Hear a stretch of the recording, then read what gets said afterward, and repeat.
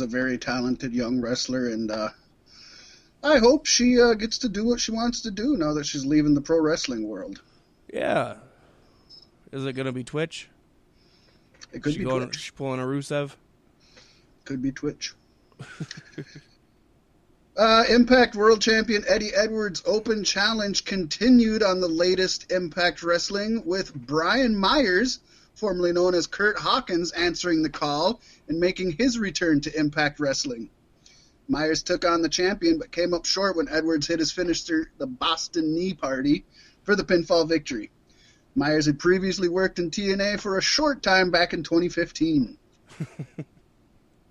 Of course, Kurt Hawkins gets hired by Impact, but fucking Matt, 3-man band. Matt something or Drew Galloway or No, Matt? no. You're talking about Matt. Yeah, Zack Ryder, Matt, yeah, whatever. No, not Zack Ryder. Well, he wasn't in 3-man band. It wasn't Drew Galloway. It's not Jinder Khali? Mahal. It's Heath Slater. Heath there you Slater? go. Heath Slater still isn't signed. He had a contract match, and the ref was knocked out, and he had beat Moose by pinfall, and then Moose got the pinfall on him. So he's still not signed to Impact and trying. But they took Kurt Hawkins. I'm choking on my water here. I apologize, folks. I'm sorry I recommended it. Yeah, you should be. I'd all rather my take fault. the diabetes. It's all my fault. Yeah, but isn't that, kind of the Heath Slater story all around? He's Yep. just, no matter where he goes, he's going to be the guy that's just always coming up a little short. I like that there's some kind of continuity in his character in that sense, although on the other hand, I would like to see him be different than that. I wouldn't mind, seeing what he can do. Yeah, as long as he has some sort of control over what he's doing and this is what he wants to do, that's cool. Yeah, I may not like his work. I don't know, because we've never really got to see him really work, Right, yeah. You just knew that he was the idiot in WWE, and then that was it. You never saw him again. No. Somebody we did just recently see again is somebody I never thought we'd see on WWE, Pasty. Yes. And that is Joseph Park, the alter ego of Abyss. Made an appearance on WWE television while under contract with the company. He did so during Friday's episode of SmackDown. He was seen backstage with a giant whiteboard to do 2 segments with AJ Styles.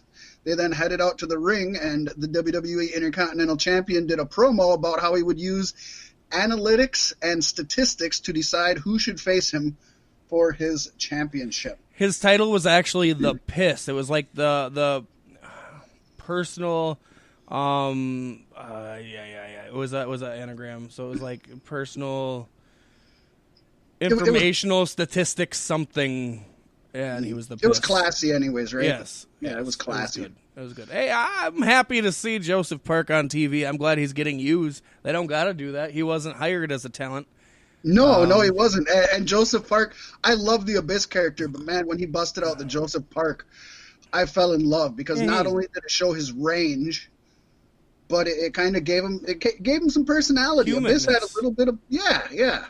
So it was kind of a lot like when Mankind kind of came out more as Mick Foley, and you kind of got into his story. I know I'm not the only person out here who wants to see Joseph Park have an interaction with the Fiend.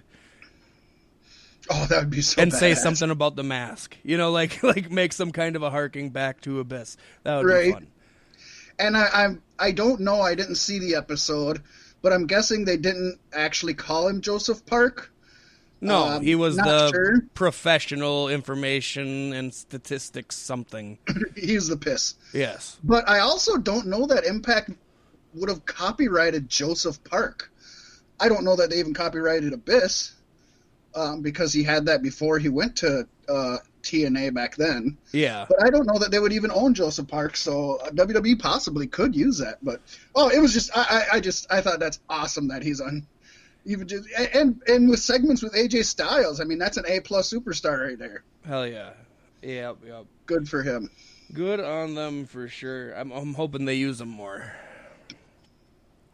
I hope so also. French professional wrestler O'Malley has announced that she's signed with WWE, becoming the first ever French female wrestler to do so. The superstar took to Twitter earlier Friday to announce the move. saying she's signed on to the company's NXT UK brand. Kamala previously appeared on several episodes of NXT UK as enhancement talent. She is the current WXW Women's Champion and has held the belt since beating Toni Storm for it last year. She's made several successful defenses against the likes of Millie McKenzie, Faye Jackson, Tennille Dashwood, and Killer Kelly. Good for her. They can always use more female talents in WWE.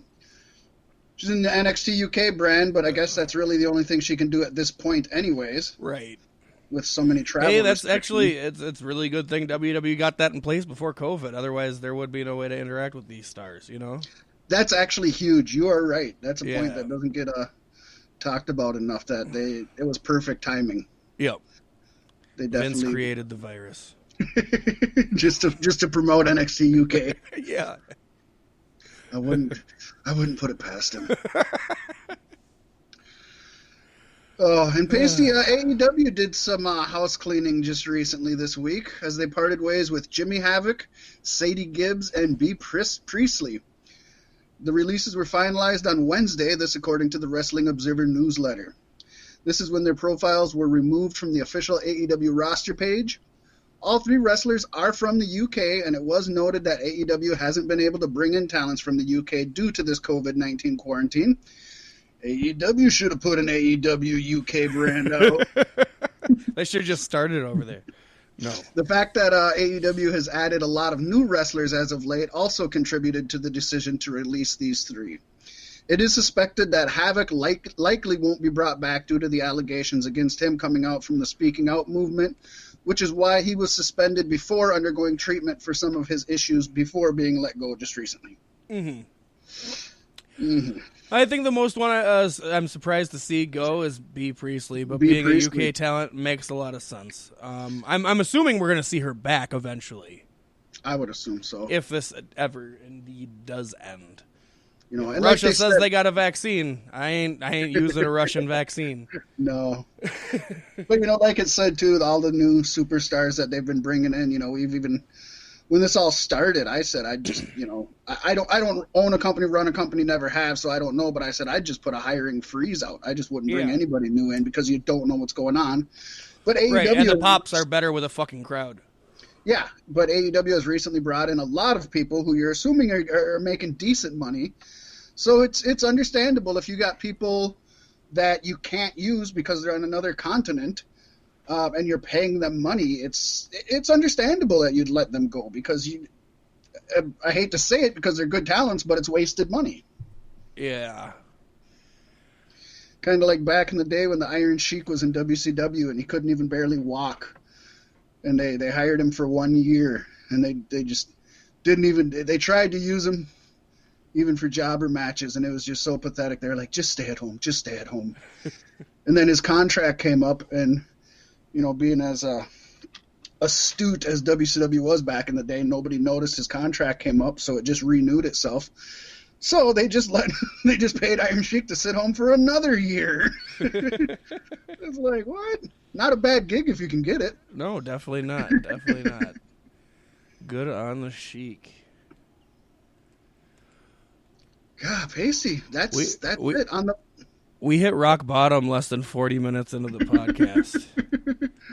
I will say, though, on a positive note, other than poor vice presidential candidate Kamala Harris passing away, we have no injuries. Don't say that! You're going to panic people. They only listen to the last few minutes of the podcast, Pat Mac.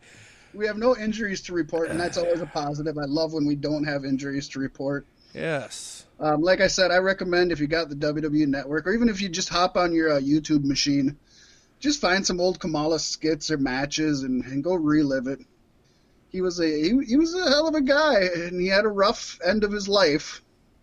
But God, when I was, you know, when he started, just think of the lengths he went through to entertain you or to entertain your parents. You know, you have to have some respect for the guy, even if you've never liked his matches or anything. This guy literally, like, lowered himself to humiliation for a career. It's heartbreaking, really. What when I was a kid, before you really realized some of this stuff, these racial undertones, I loved it. I honestly loved it. Him and Hogan, I thought was epic. The Undertaker stuff was amazing. I just really, really, really enjoyed it. Oh yeah, no, I grew up watching Merry Melodies, so I know, like that stuff was just, it just was. Yeah. So, rest in peace, Kamala, old Sugar Bear. Sugar Bear. And I got nothing else, Pasty. No, ain't got a leg to stand on. Oof, too soon. With that, Pasty and Fat Mac are logging off. See you next week, folks, for a triple threat prediction showdown as we cast our picks for SummerSlam, NXT TakeOver Triple X, and AEW's counter program. Thanks to the NBA Fight for the Fallen, which is just an episode of Dynamite. But because it's counter programming NXT TakeOver, I figure we might as well cast our picks because that's fun. Sure, why not? Yeah, why not? It's a triple threat next week. We'll see you there. It's going to be a slobber knocker. Bye.